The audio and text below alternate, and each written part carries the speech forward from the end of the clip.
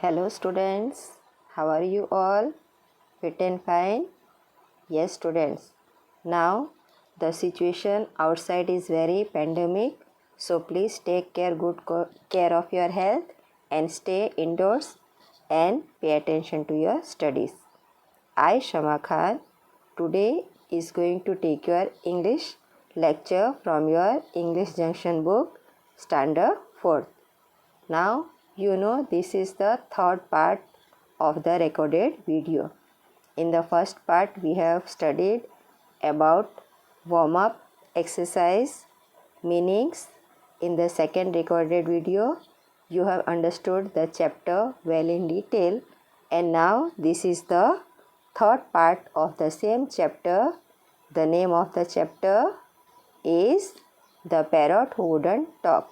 तो आपको पता ही है कि जो टेक्सचुअल एक्सरसाइज है that we have to do in the text book, and all the students you know very well कि आपको जो भी टेक्सचुअल एक्सरसाइज करनी होती है वो आपको पेंसिल का यूज़ करके करना होता है.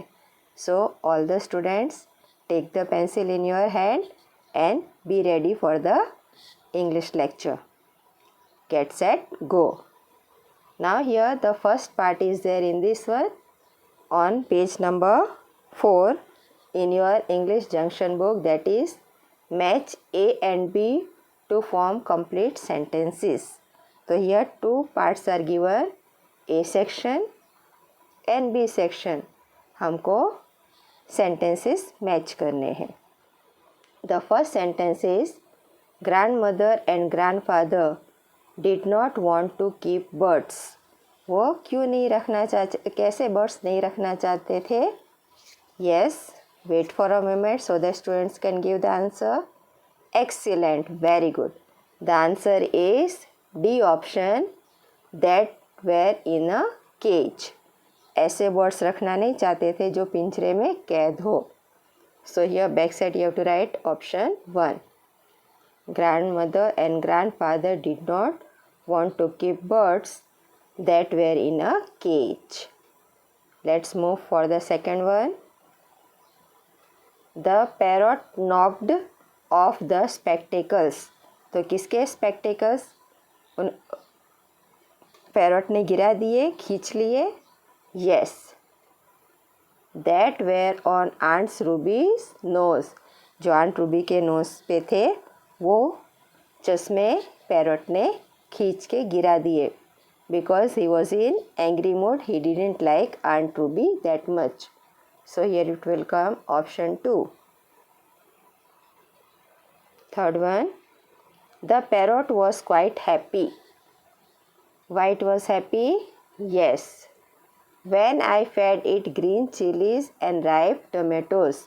वो छोटा बच्चा रस्किन बॉन्ड जब उस पैरट को खिलाता था, that time the parrot was very happy. तो here we will write option 3. When I fed green chillies and ripe tomatoes. Fourth one,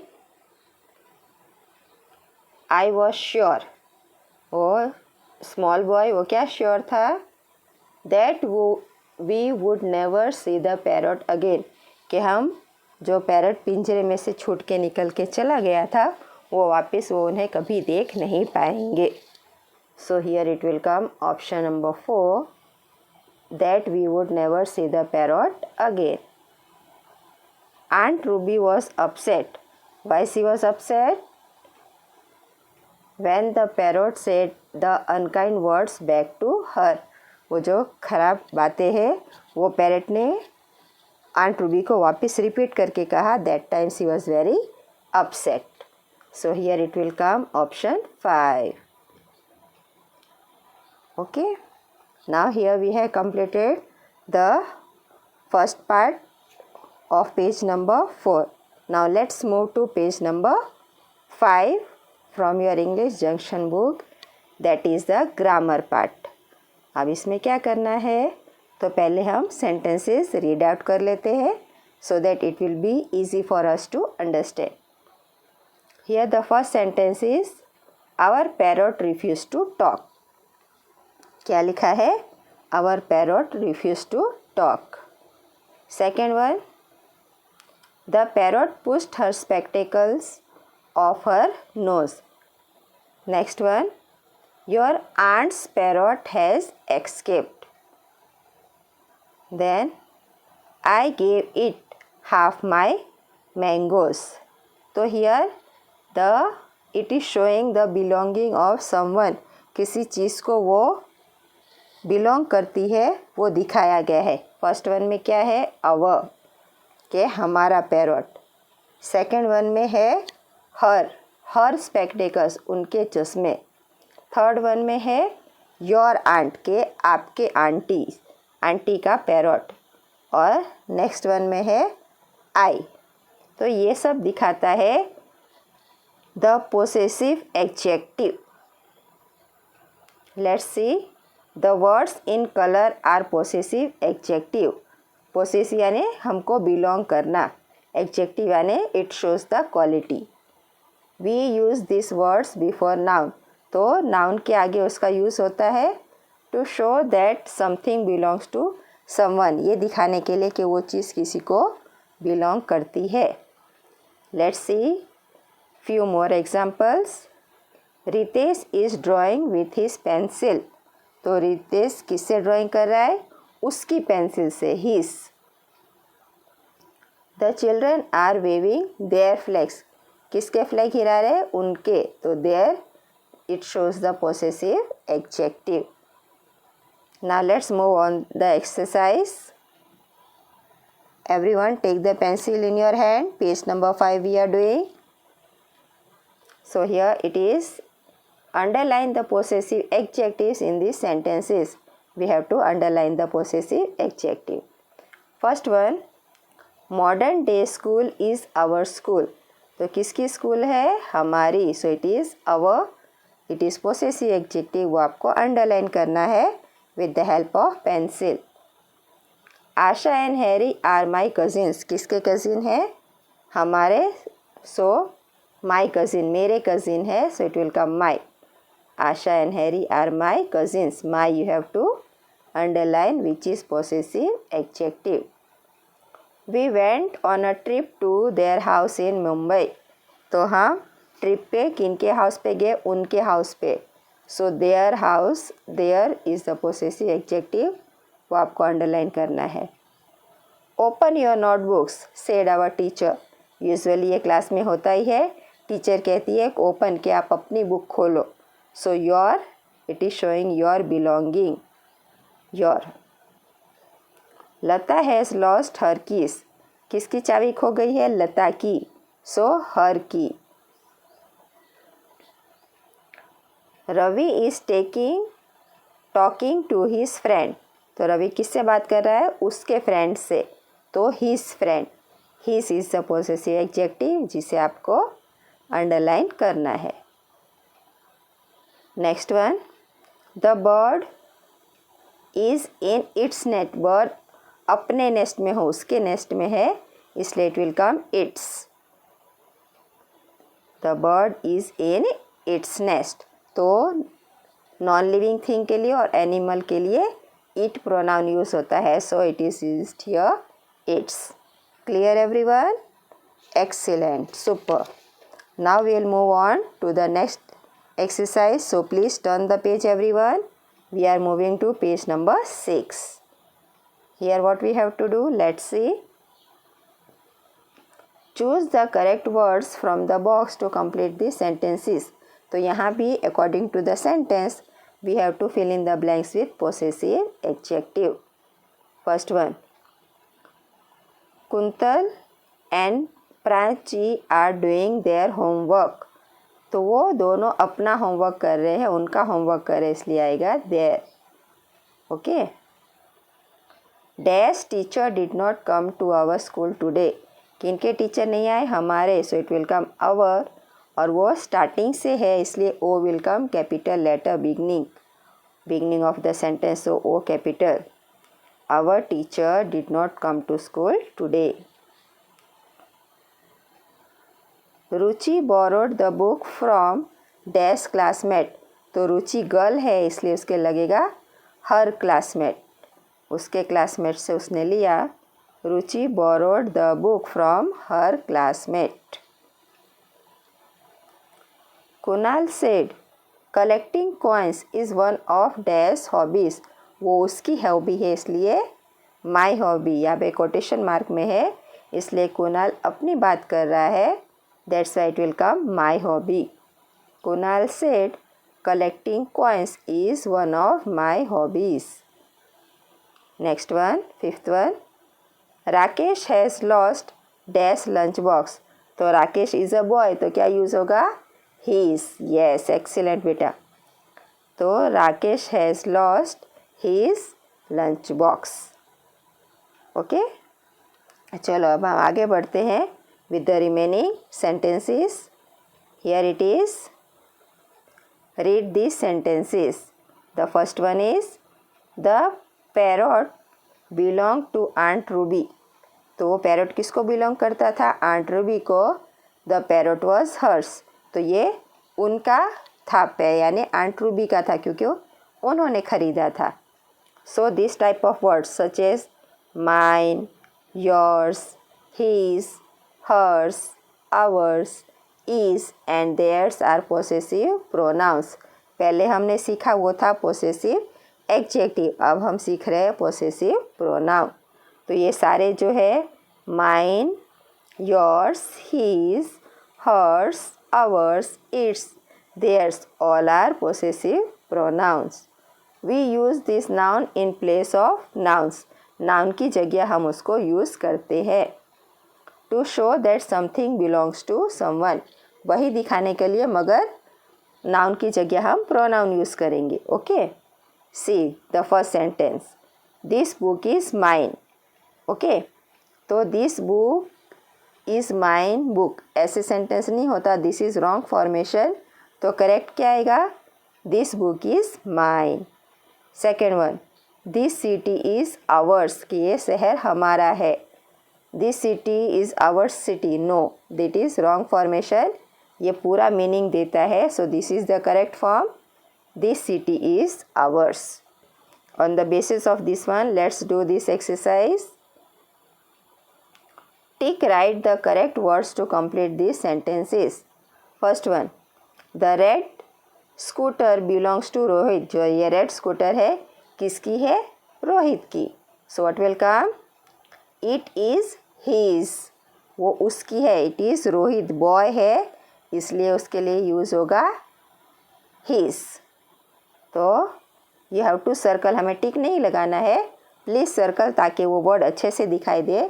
तो his is the correct answer, correct pronoun. वहाँ आपको circle करना है. These books are, here options are given. Your, our, ours. We got them from the book shop. तो correct answer क्या आएगा? Ours. These books are ours. Please circle this one. Third one. I have completed my work, but Shushma is yet to complete. तो Sushma is a girl और उसकी belonging के बारे में है, तो क्या आएगा? hers. I have completed my work, but Shushma is yet to complete hers. Please circle this word, hers. Mr. Sharma's car has a radio and so does our. तो our नहीं आएगा, हम सबको बिलोंग करती है बिलोंगिंग को, इसलिए ours. तो please circle ours. Fifth one, Rutu and Riya cried when the parrot flew away because it was not. वो उनका पैरट नहीं था क्योंकि वहाँ से उड़ के चला गया था. सो क्या आएगा? theirs anymore. Rutu and Riya cried when the parrot flew away because it was not theirs anymore. Then the last sentence. Jessie's desk looks tidier than. मेरे से कंपेयर हो रहा है, तो क्या आएगा? mine. So correct answer is mine. Please circle it. Jessie's desk looks tidier than mine. यानी हमें से ज़्यादा अच्छा साफ लग रहा है, इससे कहते हैं tidier. So here we have completed page number 6. अब हम आगे बढ़ते हैं ऑन पेज नंबर 7. वहाँ पे vocabulary we are doing. First let's read the sentence ताकि हमें अच्छे से समझ में आ जाए कि हमें क्या करना है. See here, look at this word and it's meaning. तो जो वर्ड हमने लेसन में सीखा उसमें क्या था, बर्ड कैचर. उसका क्या मीनिंग होता है, a person who catches and sell birds to earn money. Bird को पकड़ के उससे जो पैसे कमाता है ऐसे पर्सन को क्या कहा जाता है, बर्ड कैचर. सी हियर, इसमें क्या डिफरेंस है. Two different words can be brought together to form one single word. This are called compound words. दो अलग अलग वर्ड को मिला के जब हम एक वर्ड बनाते हैं तो उसे क्या कहते हैं, compound words. They are called compound words. तो let's make new compound words from this sentences. First one, a box to carry lunch in. तो a box to carry lunch in, तो क्या आएगा, a lunch box. A lunch box. तो that is one word जिसे हम compound word कहेंगे. A cloth that is laid on the table. जो table पे हम कपड़ा बिछाते हैं उसे क्या कहते हैं, ए टेबल क्लॉथ. और जब हम ये वर्ड बना रहे हैं तो आपको खास याद रखना है कि the word should be together, बीच में स्पेस नहीं छोड़ेंगे. A boat that is driven by steam. जो भाप से बोट चलती है उसे क्या कहते हैं, a steam boat. A steam boat. Fourth one, a horse that is trained to run in races. तो जो रेस में घोड़े दौड़ते हैं उसे क्या कहा जाता है, a race horse. A race horse. A person whose job it is to sell things. तो जो पर्सन सेल थिंग्स करते हैं उसे क्या कहते हैं, a sales person. SALESPERSON. A sales person, SON.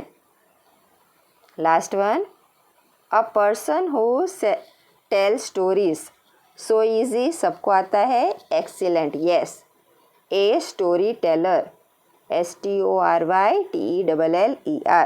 A story Taylor.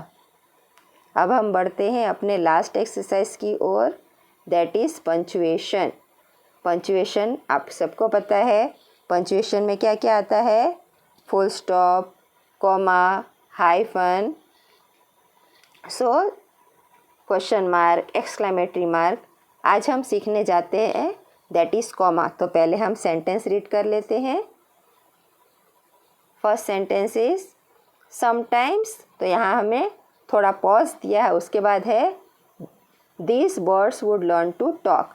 तो डायरेक्टली हम नहीं बोलते, वो वर्ड बोलने के बाद समटाइम्स यानी कभी कभी, फिर थोड़ा पॉज देते इसलिए वहाँ कॉमा लगाएंगे.